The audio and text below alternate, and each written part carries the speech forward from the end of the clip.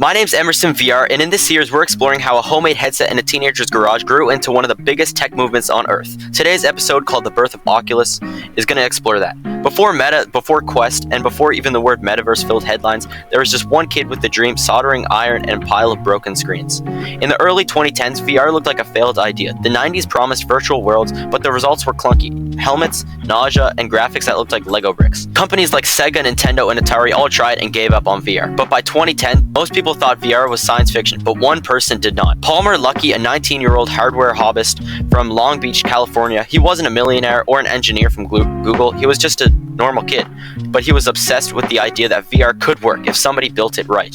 He collected old headsets and tore them apart and studied why they failed and why they weren't good enough.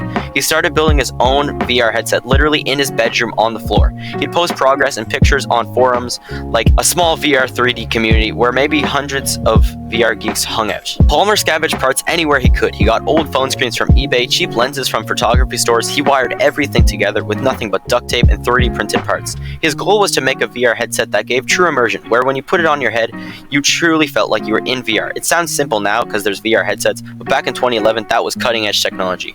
Eventually, he built something called the Rift prototype. It looked rough back then, black, boxy headset, wires everywhere, but it worked. It was a VR headset. When developers on the forum tried it, they said it felt like teleporting. That prototype caught the attention of the legend John Carmack, the co-creator of the video game Doom and Quake. Carmack was obsessed with the idea, a real presence in VR. He borrowed one of Palmer's headsets and connected it to Doom 3 and showed it at E3 2012. The crowd lost it. They were insane. It was the first time in decades that people actually believed that VR could make a comeback, and it was actually really good. 1 month later, Palmer launched a Kickstarter campaign for what he now called the Oculus Rift. His goal was $200,000. In just a few weeks, he raised $2.4 million. That's crazy. Over 9,000 bakers ordered the development kit, and tech YouTubers called it the next revolution. Developers worldwide wanted it. They wanted VR. For once. You have to remember, this was before Quest and before PSVR. Nobody had experienced 360-degree hand tracking or head tracking at home.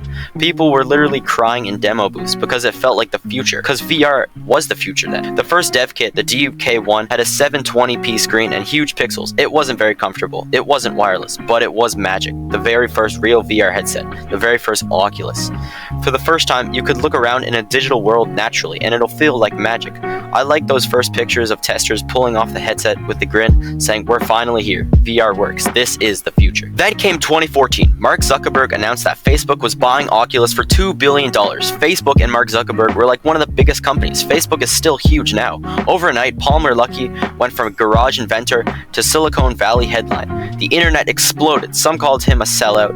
Others said that it was huge, that Meta buying VR could actually save VR and make it way bigger. Others disagreed. Mark Zuckerberg said, "Oculus has the chance to create the most social platform ever and create and change how we work, play, and communicate." For Facebook, it wasn't just gaming. It was the start of a social 3D internet.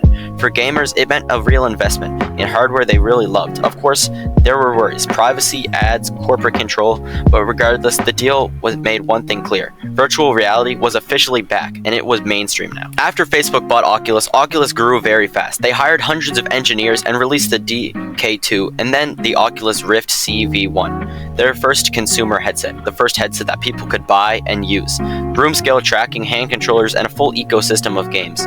Suddenly, VR wasn't science fiction. It was something you could actually order online and play. But success brought tension. Palmer Luckey's role shrank. Then he quietly left in 2017. The garbage spirit was fading as Oculus became a full corporate brand. Yet the innovation was never stopped. Every prototype paved the way that would once become the Quest line, standalone headsets that did not need a PC. They were just a headset. Meta would not exist without those first rough boxes of wires and foam that were created by Palmer Luckey. So what did the birth of Oculus really mean? It proved that big revolutions can start from tiny communities. It showed that one obsessed creator can drag an entire technology back from the grave. And it set off a chain reaction that gave us the Quest 3 and coming soon, the Quest 4 maybe. But when you put on a VR headset now, high resolution displays, pass-through, AR, hand tracking. Remember, it all began with a teenager who just wanted to make VR feel right and become like a mainstream thing.